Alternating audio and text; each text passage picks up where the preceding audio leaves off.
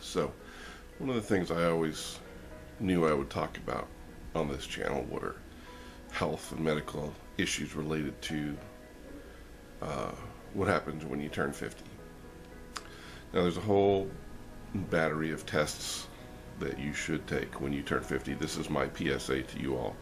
I've had a lot of friends, high school friends and stuff that I've kept in touch with who have passed for various reasons or are very sick with cancers, many of which because they didn't get their proper checks of things.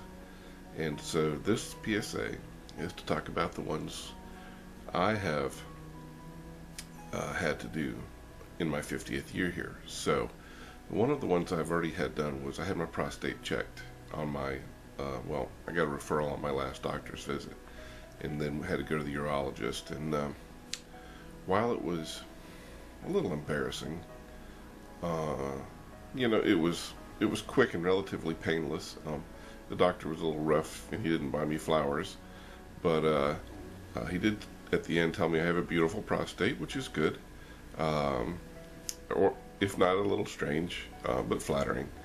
And so, yeah, basically, you know, he just and then tells you to go on your way. So there's also a check, a blood check they do. I don't remember what it was that they, my blood work had come in from my checkup, and it had not. So there's a certain blood thing that they're looking for in there as well. So a little embarrassing, very invasive, but absolutely important to do. You know, if I can do it, you can do it. Just don't be afraid. You know, don't be too manly to believe that that kind of a check is too invasive for you personally not to have it done, because the alternative, you know, is certainly a lot worse. Now, tomorrow I'm getting my first colonoscopy. Well, this one's important to me. Now, I've never had prostate in my family history, so I wasn't terribly worried about that. But my grandmother did have colon cancer, and so this is important that we check this one out. Now, so because my procedure's in the morning at 10 o'clock, they sent me this big old packet full of stuff. Many pieces of paper, but the only one that's important are the 2 pages that are instructions for the day before. And since I'm on the day before, I thought I would share my preparatory experiences with you. So the instructions start out, they tell you a whole bunch of instructions regarding medications and things like that. Those didn't apply to me. 7 days prior, which would have been 6 days ago, discontinue aspirin, iron, blood thinners, which I take none of, or and also that little alarm you hear in the background is my Amazon Echo giving me my alarm that I now have to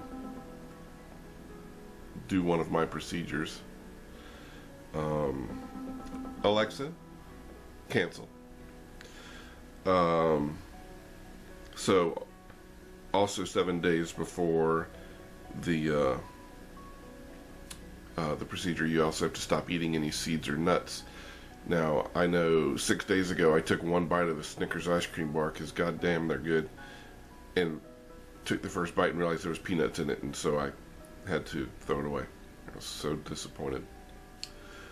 But this is okay. So the next stage was 2 days before your procedure. That was yesterday. Drink at least 48 ounces of fluid today, and you have to purchase your milk of magnesia if you haven't already. Now, I drank one of these, which is about 50 ounces. I bought my milk of magnesia. And then review your prep instructions. Well, I had been reviewing these all along, so I was aware. The day before, so that's today, says do not eat any solid foods or dairy products. So I'm not eating anything today, I'm just drinking water. Drink only clear liquids for breakfast, lunch, and dinner. You can eat Jell-O or broth. I'm not going to waste my time. That's not going to be doing me any good. Do not drink any drinks with red, orange, or purple dyes. drink plenty of fluids throughout the day, and I'll be drinking this. At 2 p.m., which is right now, my alarm just went off to tell me I have to take 2 to 3 tablespoons of milk of magnesia, so that's what we're doing right now. Now, I haven't taken milk of magnesia since I was a kid, so I can't even imagine what it must taste like, but we're going to find out. All right, so it comes with this nice little measuring cup. See? And I have to take 2 to 3, what does it say? 2 to 3 tablespoons.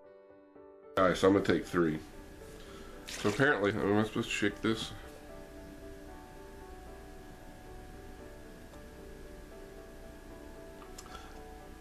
Active ingredient, magnesium hydroxide. Uses: relieves occasional constipation. So apparently they want you loosened up before you start the next part of the process, which will pretty much clean you out completely.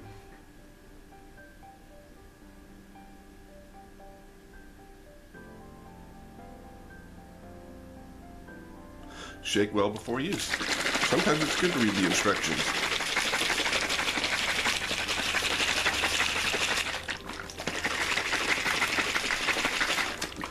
I believe it's well shaken. It has no smell.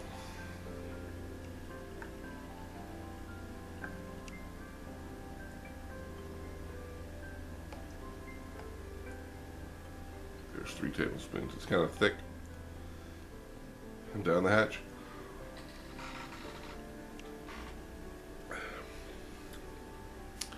Ew, it has really no flavor at all. It's just kind of chalky. I think I would have preferred if it was chalky and had some flavor. Alright, so that's it. That's my milk of magnesia. Now at 6 o'clock, I have to start my Movi-prep. This is a prescription thing that you have to get at the pharmacy. Step 1 is you empty pouch A and B. I'll show you this. Empty pouch A and B into a disposable container. Add lukewarm drinking water to the top line of the container. Mix to dissolve. It's divided by 4 marks, approximately 8 ounces each. Every 15 minutes, you have to drink the solution down to the next mark. Then drink 16 ounces of any clear liquids. And then 6 hours before the procedure, which will be 4 in the morning,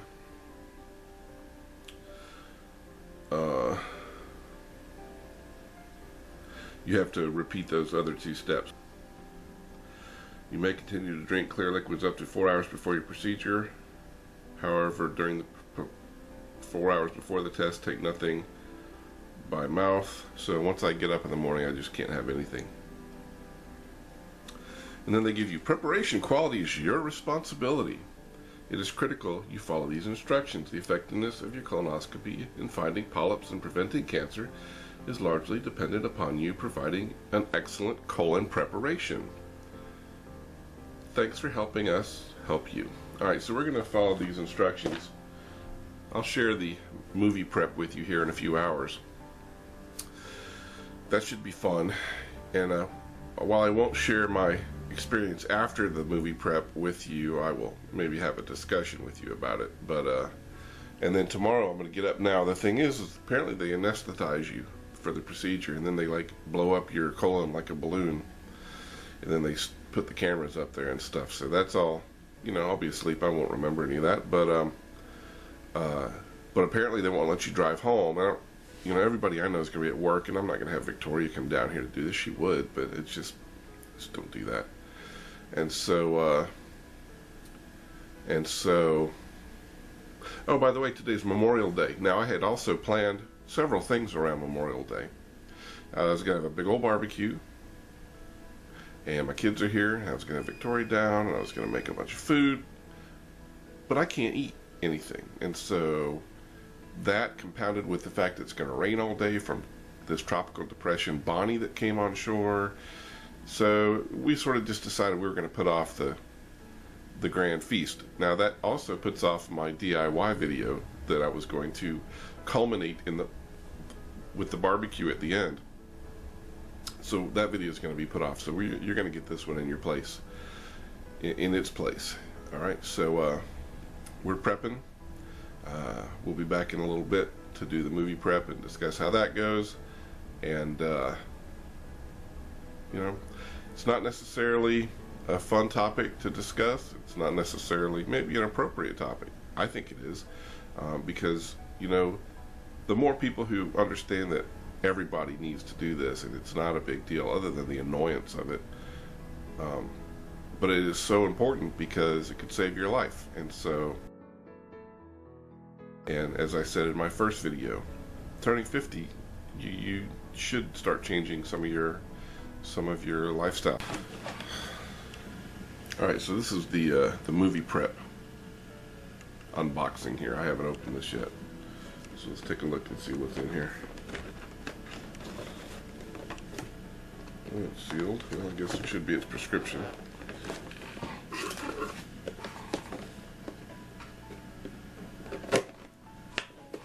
Now, the doctor specifically said in their instructions, do not follow the instructions on the box. You follow their instructions.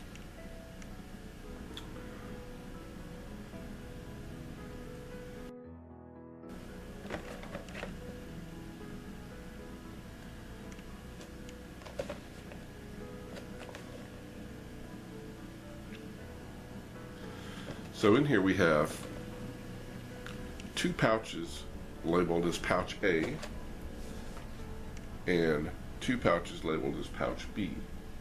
Now we're supposed to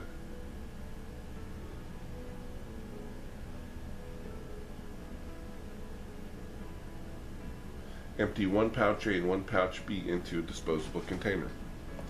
So pouch A contains sodium sulfate, sodium chloride, potassium chloride, aspartame, and something called PEG 3350. I don't know what that is. I might have to look that up just because I'm curious. Let's look it up. That's why they gave us smartphones. PEG 3350 is, it's polyethylene glycol.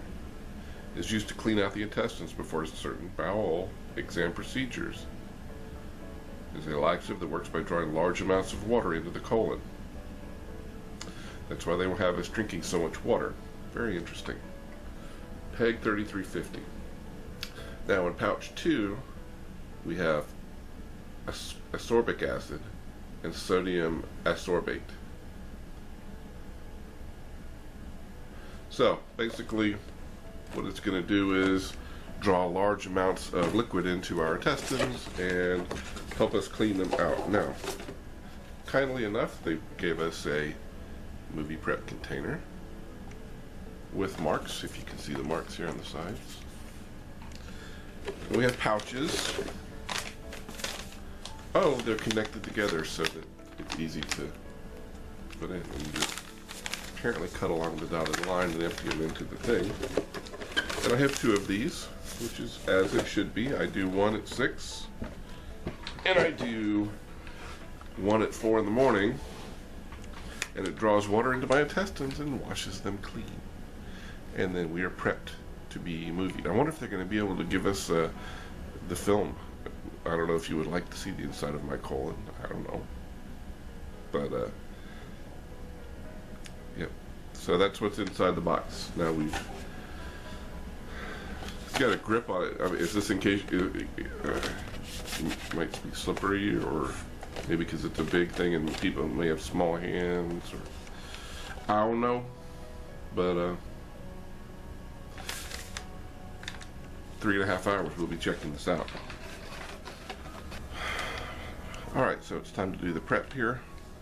I have my pouch A and B here, which I will open and pour into my handy dandy prep jar. Then I will fill it up to the max line and mix it, and then I will drink them in 15-minute increments. So let's see how it goes. Alright. Smells interesting.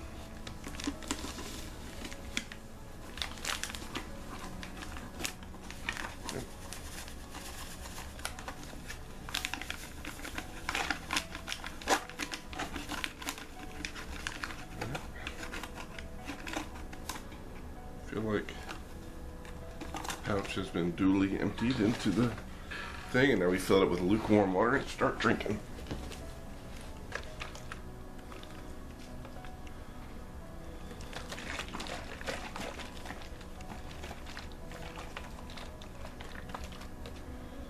No, I think it's probably mixed up enough. So now I drink it down to the first line here every 15 minutes. So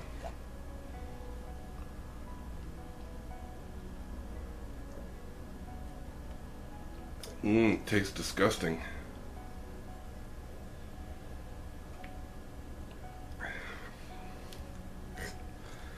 Ugh.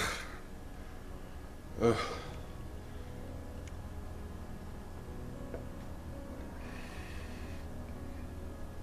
A little more.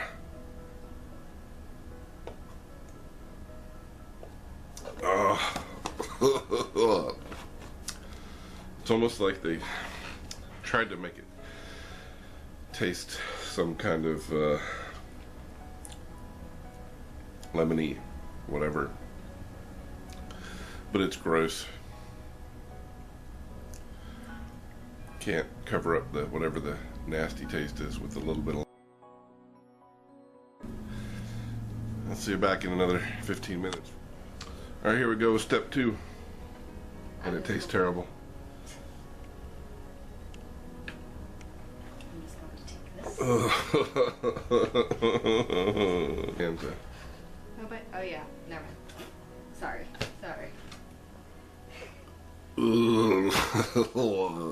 What's it taste like? Oh God, it's so bad. And the thing is, they've put a little bit of lemony flavoring in it, It probably doesn't help. which does not help.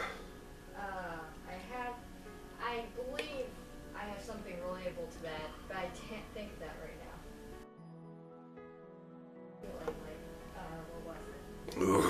was it? Just mostly those liquid headache medicines in general. All right, be back in another 15 minutes.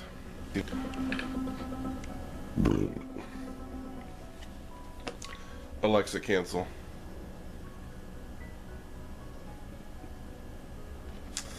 All right, I have to do my third part. My stomach's already started gurgling. I don't want to do that.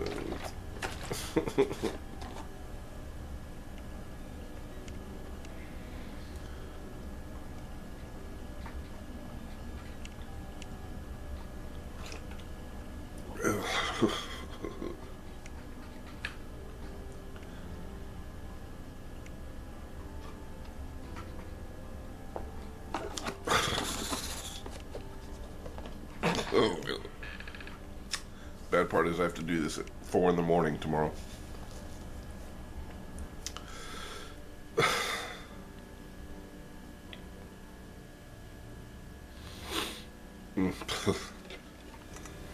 I apparently didn't set the timer for this last one, but I'm about to take it, and I'm not looking forward to it. My stomach's gurgling. Here we go. Gotta do it.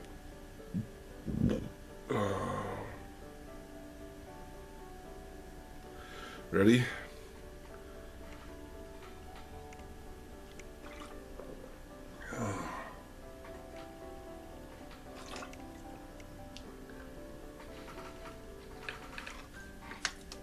Oh, God.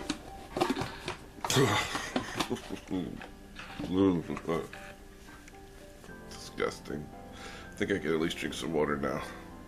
Ugh. Well, guess I'm ready to be doing some toilet sitting here. Not happy. Good morning.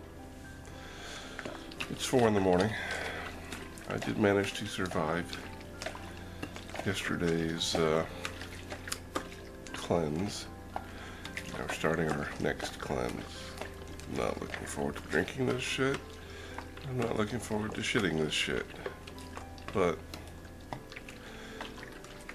I'm doing this for my children. That's my whatever. So I'll do this, and then about 8 probably 7:30. I'll order an Uber to take me to the place, and then we'll do this and get it done and come back. Alright, I'll keep you posted. Alright, so I'm back from getting my colonoscopy, just kind of chilling. I've been home for quite a while, but I was hungry. I got some lunch and have been fooling around, but I'm kind of tired. But here's how it all went down. So, caught my Uber ride. That went really well. I'm very happy with the way Uber works. I'll be Ubering a lot, I think. Got to the place, did all my check-in stuff, and sat and waited, and actually got in, started processing early. But got in and had 3 different people come in and ask me the exact same questions, 2 of which asked me about whether or not I have sleep apnea, which as those viewers of you know, I have done a sleep apnea video and, discussed that. But I told them both I did, and that'll come into play later on in the story. So, got in. Basically got all my vitals taken, had an IV put in, and then got wheeled over to, then the anesthesiologist came in and asked me the same questions about CPAP. And he was the one that really surprised me. But I'll tell you about that in a minute. So wheeled me down to the procedure room and assumed the position, which is basically on your side. And then applied the anesthesia to me. Now that I was determined I was going to hang on as long as possible and not go to sleep. But it was kind of cool when they applied it. First of all, he took this syringe and screwed it on my IV with this white, seemed fairly thick, but he just squeezed that into the IV, and then I could smell a little difference in the oxygen, lunch was really good, and felt a tingling and a little kind of prickling on the top of my head, and I just fell asleep, which was good because I was tired. What was not good was apparently the doctor didn't read the chart thoroughly enough to note that I had sleep apnea, and in the middle of my procedure I stopped breathing. And so, not a big deal, they just woke me up. But when they woke me up, he was deep inside my colon checking stuff. As a matter of fact, I actually watched him, because they found 3 polyps, 2 small ones, one fairly good sized one, which they removed, and of course they'll check to see whether or not they're benign or malign. Typically those are benign, especially at my age. Now the thing that one of the nurses said was that